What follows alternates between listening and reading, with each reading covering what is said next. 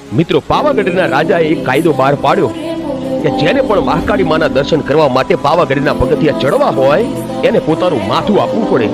અને પછી કહેવાય છે કે માં ગઢ પાવાની કાળકાએ જે પરચો આપ્યો એ કાળજા કંપી નાખે એવો મહાકાળી માનો પરચો છે બાપ.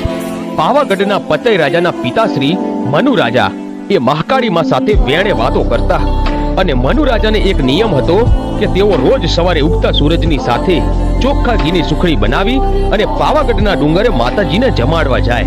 ત્યારે એકવાર મનુ રાજાએ માતાજીને સુખડી જમાડી અને એટલું બોલ્યા કે હે માળી, આ તને ચોખ્ખા ઘીની સુખડી જમાડી છે તે તને પહોંચી તો છે ને?